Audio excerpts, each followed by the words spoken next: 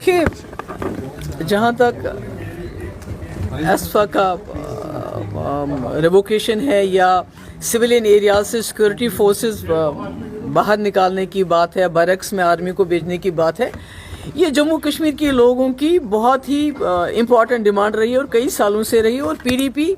اس کی ہر وقت وکالت کرتی رہی ہے. اور یہی وجہ ہے کہ جب ہم نے بی جے پی کے ساتھ الائنس کیا تو اس الائنس ایجنڈا آف الائنس کا یہ بہت بڑا حصہ تھا کہ جو ہی جموں کشمیر میں حالات بہتر ہو جاتے ہیں، اسفا کو بھی ختم کیا جانا چاہیے اور سیکورٹی فورسز کو بھی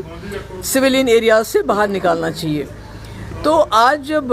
ہوم منسٹر صاحب اس کی بات کرتے ہیں تو ہم یہ کہیں گے دیر آئے درست آئے، کیونکہ جب بھی محبوبہ مفتی یا پی ڈی پی اس کی وکالت کرتے تھے، اس کی بات کرتے تھے، تو مجھے کہا جاتا تھا یہ اینٹی نیشنل ہے، یہ آرمی کے خلاف ہے، یہ ملک کے خلاف ہے. تو اب ہم یہ سوچ رہے ہیں کہ بات الیکشن کے وقت انہوں نے کی ہے، کیا یہ واقعی سیریس ہیں یا یہ ایک جملہ ہے؟ کیونکہ آپ کو یاد ہوگا کہ جب انہوں نے کہا 2 کروڑ نوکریاں دیں گے ہر سال میں، انہوں نے کہا تھا کہ گیس کا سلنڈر کانگریس 450 میں دے رہی ہے، ہم 400 میں دیں گے، انہوں نے کہا تھا 15 لاکھ روپے ہم ہر غریب کے اکاؤنٹ میں جمع کرائیں گے. ایسا تو کچھ بھی نہیں ہوا. اور اس وقت میں سمجھتی ہوں کہ اگر واقعی امیر شاہ صاحب سیریس ہیں، یہ کرنا چاہتے ہیں،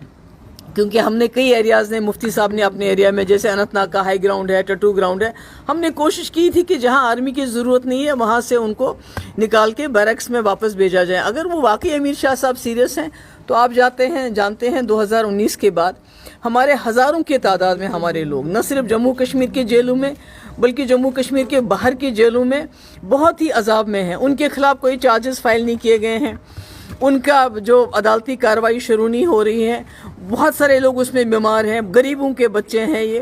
تو اگر وہ چاہتے ہیں کہ جموں کشمیر کے لوگوں کو جو انہوں نے زخم دیے ہیں کچھ اس میں مرہم ہو جائے، تو سب سے پہلے کتنے جرنلسٹ ہمارے بند ہیں،